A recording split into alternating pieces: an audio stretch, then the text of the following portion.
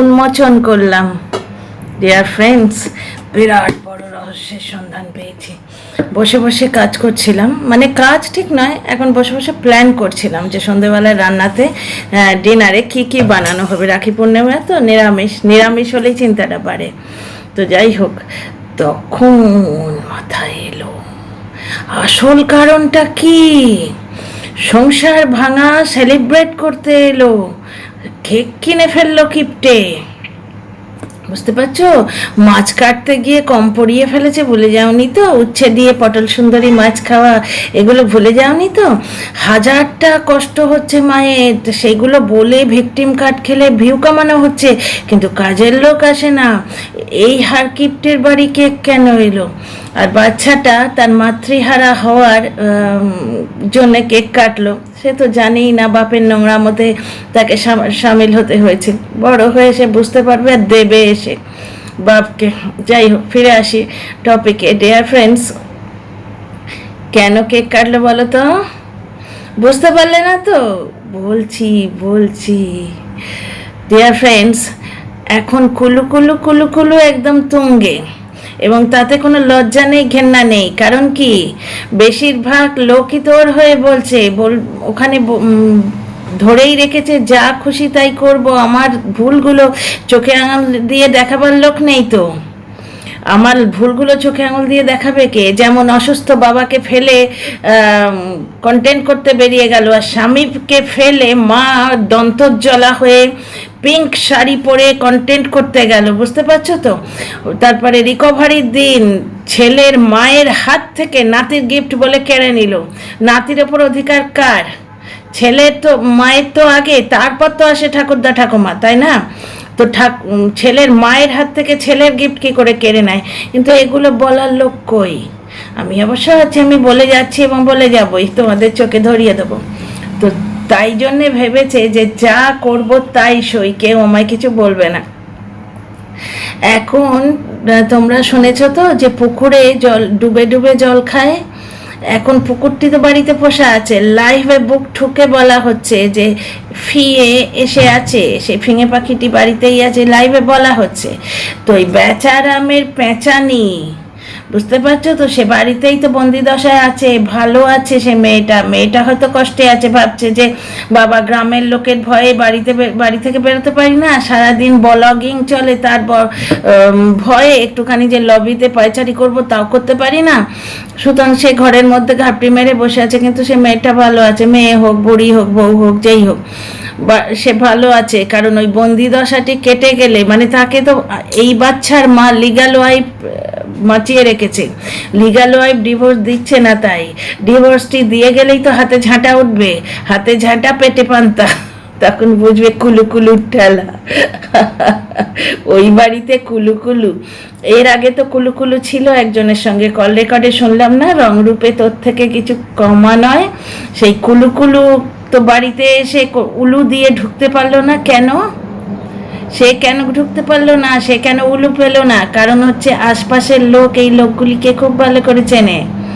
বুঝতে পারছো তো? তারা কেউ এই বাড়িতে মেয়ে দেবে না, ওই জন্য 7 সমুদ্র 13 নদীর পার থেকে গিয়ে মেয়ে নিয়ে আসতে হলো। এগুলো তোমাদের মনে হয় না একবার? ওই যুক্তিগুলো নাড়া দেয় না যে ধান চাল ঝাড়া হবে, সরষে ঝাড়া হবে, এই রকম বাড়িতে ওই রকম বাড়ির মেয়েই তো আনবে যে কাজগুলো জানে, আরও নিপুণভাবে সুষ্ঠুভাবে কাজ করবে। একটা ভদ্রলোকের বাড়ি থেকে মেয়ে নিয়ে এসছে যে বাপের জন্মে কোনোদিন সরষে ঝাড়েনি কুলোই করে, যেরকম দেখছি বেচারামের মাকে করতে, সাজ্জামে এসব করেনি, অত দূর থেকে সেখান থেকে মেয়ে কেন নিয়ে এলো? তখন তো ব্লগিংয়ের কোনো ইচ্ছে ছিল না। এবং দর্শক বন্ধুদের কাছ থেকে শুনেছিলাম এই যে বেঈমান যাকে বলে, অকৃতজ্ঞ বেঈমান লোকটা, আজকে রাখির দিন, আজকে দিদির সম্বন্ধে একটা কথা অন্তত তো বলতে পারতো।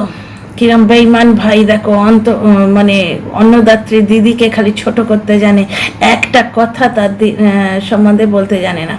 তো যাই হোক,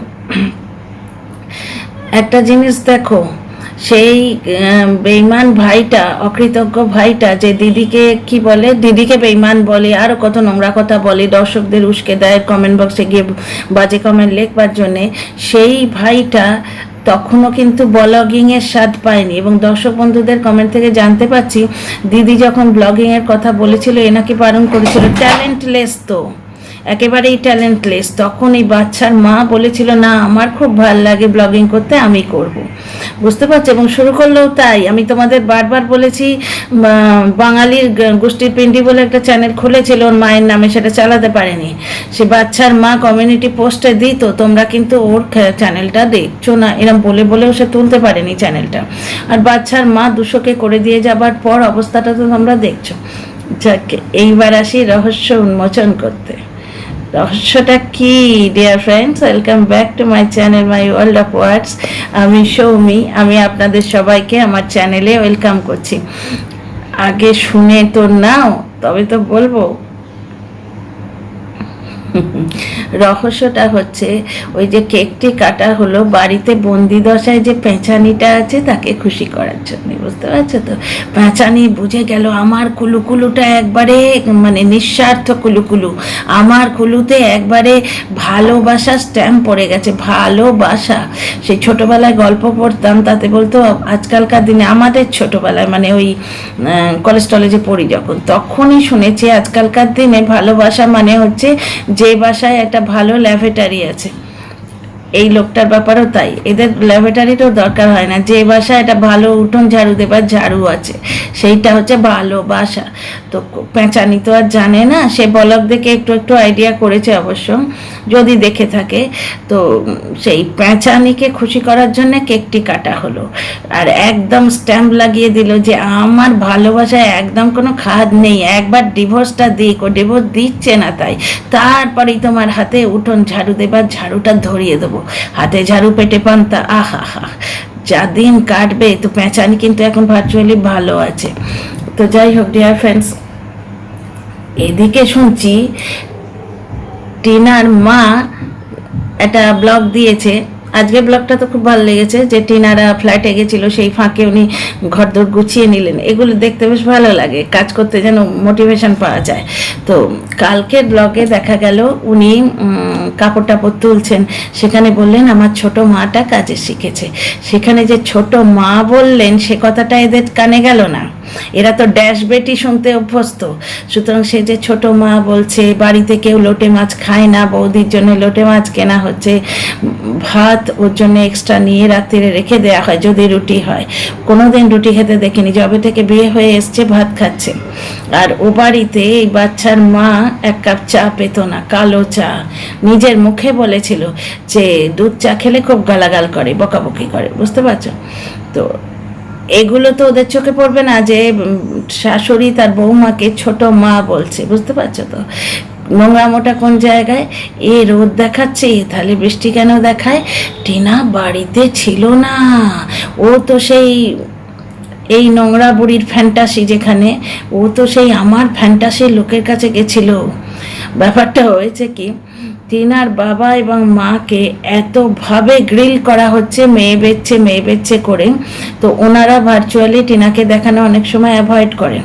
টিনার মার ব্লগে কিন্তু টিনাকে দেখিয়েছে সন্ধেবেলায়, উনি যখন দুপুরবেলা নয় বিকেলবেলায় যখন উনি ছাদে ঘুরছিলেন, বললেন যে সোনা তার ওয়াইফ ঘুমোচ্ছে, মেয়েও ঘুমোচ্ছে। ঠিক আছে, নেমে যখন এলেন, উনি এখনো অতটা এক্সপার্ট তো হননি, টিনা বেসিনে মুখ ধুচ্ছিল, সেইটুকু দেখিয়েছেন এক ঝলক। টিনা বুঝতে পেরেছি কি করে যে হাতটা দিয়ে বেসিনে মুখে জলের ঝাপটা দেওয়া হচ্ছে, সেটার এখানে সবুজ চুড়ি ছিল।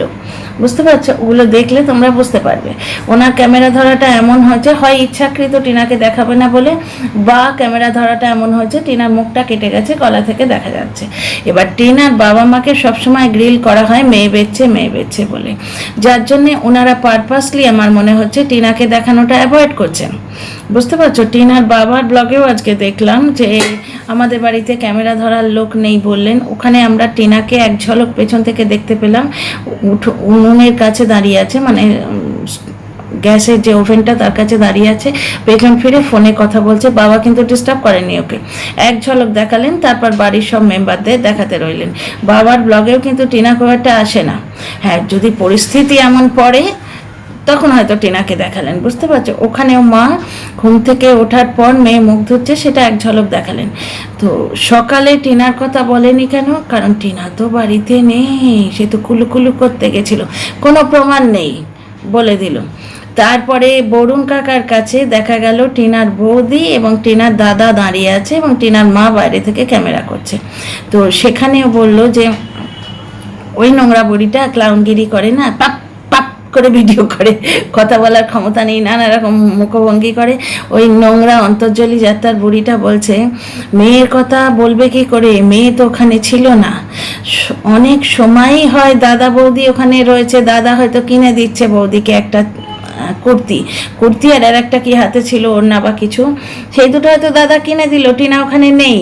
এর প্রমাণ আমি আর একবার তোমাদের দিচ্ছি। টিনা একবার বসে দেখাচ্ছে কিছু একটা, হয় ও ফ্ল্যাটের জন্য জিনিস কিনেছে সেটা দেখাচ্ছে, অথবা অ্যামাজনে কিছু বুক করেছে সেইগুলো দেখাচ্ছিল, অথবা কোনো প্রোডাক্ট এসছে সেটা দেখাচ্ছিল, অ্যাকিউরেটলি মনে নেই। ঠিক সেই সময় মা কিন্তু নাইটি কিনছিল। মা একবার ঘরে এসে টিনাকে দেখালো যে দেখতো এই নাইটিটা এইরকম। পরে টিনা ব্লগ শেষ করার আগে দুটো নাইটি দেখালো। সেখানে আমি আবার কমেন্ট করেছিলাম, টিনা তোমার জন্য নিলে না? সেখানে বৌদির জন্য দুটো নাইটি নেওয়া হয়েছিল, মায়ের জন্য একটা নাইটি নেওয়া হয়েছিল। এইবার দেখো এই সিচুয়েশনে মা যদি ক্যামেরা করতো নাইটি কেনার সময়টা, কারা থাকতো? দাদা বাড়িতে থাকলে দাদা হয়তো থাকতো, আর না হলে বৌদি আর মা। টিনা ভেতরে নিজের মতো করে ব্লগ করছে, সুতরাং সমস্ত সিচুয়েশনে সবাইকে প্রেজেন্ট থাকতে হবে, সমস্ত সিচুয়েশনে সবাইকে প্রেজেন্ট থাকতে হবে, না হলেই টিনা অন্য বাড়িতে রাত কাটাতে যাচ্ছে। তো ভালোই হচ্ছে এক পক্ষে, কারণ টিনাকে নোংরা করার তো ওই লোকটা আর কিছু বাকি রাখেনি।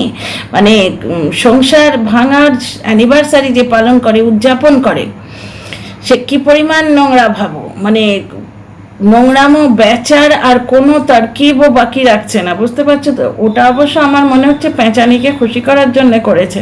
তো যাই হোক, তাহলে প্রমাণ দিলাম তো, কি প্রমাণ দিলাম না?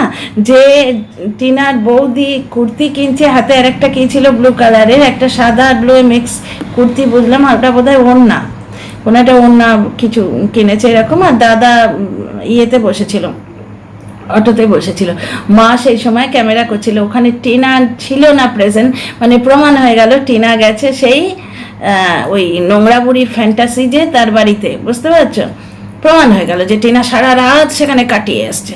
তো এক পক্ষে ভালো হচ্ছে, টিনারই ভালো হচ্ছে, কারণ টিনা ব্লগে যত কন্ট্রোভার্সি পাওয়া যাবে টিনা ব্লগ তত উঠবে, বুঝতে পারছো? যে ব্লগারের কন্ট্রোভার্সি যত বেশি হয় তার চর্চা তত বেশি হয়।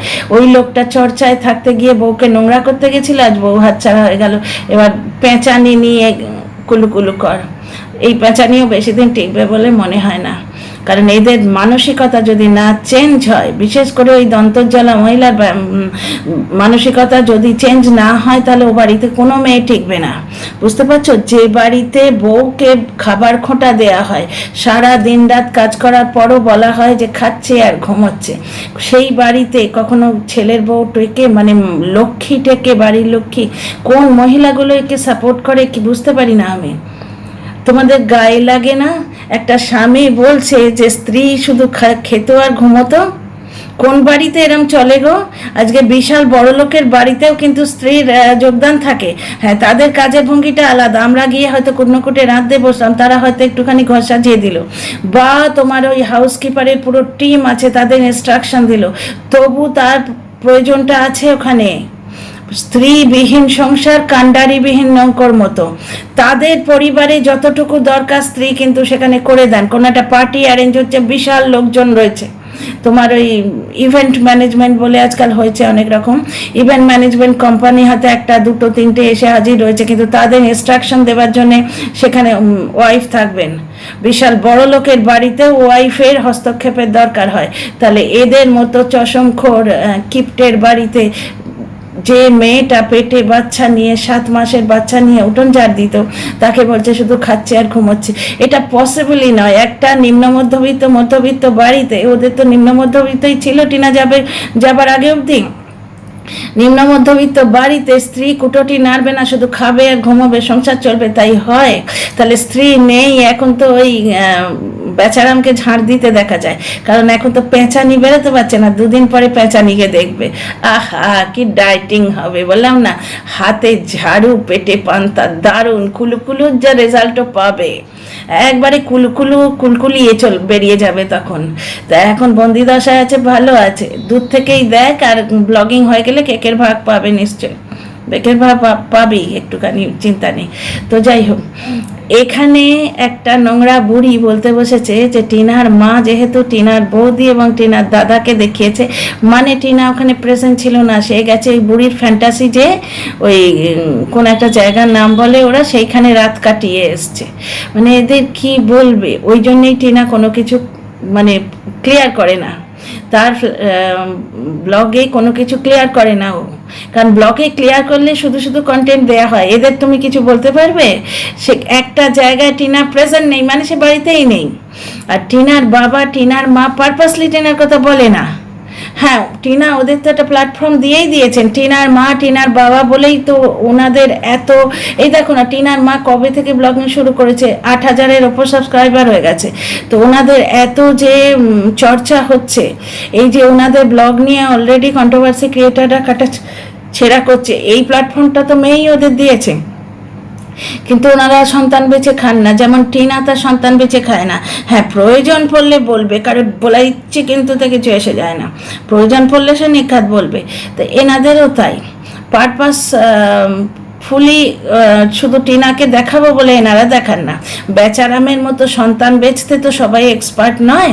তো আজকে শক্তি ব্লগে আমরা দেখলাম টিনা ফোন করছে, পেছন ফিরে দাঁড়িয়ে আছে, শুধু ওইটুকুই দেখলাম, বুঝতে পারছো তো। দুজনে দুটো আলাদা দিনের ব্লগ দিয়েছে, কিন্তু ওনারা কি ডেট তারিখ মেনশন করেছেন? মেনশন করে যদি অন্য ব্লগ দিত তাহলে মিথ্যেবাদী হতো, বুঝতে পারছো। কেউ কিন্তু বলেনি শুক্রবারের ব্লগ, রবিবারের ব্লগ, শনিবারের ব্লগ, কেউ কিন্তু বলেনি, দুটো আলাদা দিনের ব্লগ, এটা বোঝা যাচ্ছে। তাহলে এইখানে প্রমাণ করে দিলাম তো যে বুড়িটা কত বড় মিথ্যেবাদী। বাকিটা আর আমি দেখিনি, কি দেখবো, ওর মুখ চোখে বিকৃতি করলে তো ভয়ঙ্কর আর নোংরা লাগে না, বাকিটা দেখতে আসেনি। এরকম হাজারটা অবাস্তব কথাবার্তা বলবে। তো এখানে তাহলে এইটুকুই, নেক্সট ভিডিওতে আসছি আরো তথ্য নিয়ে।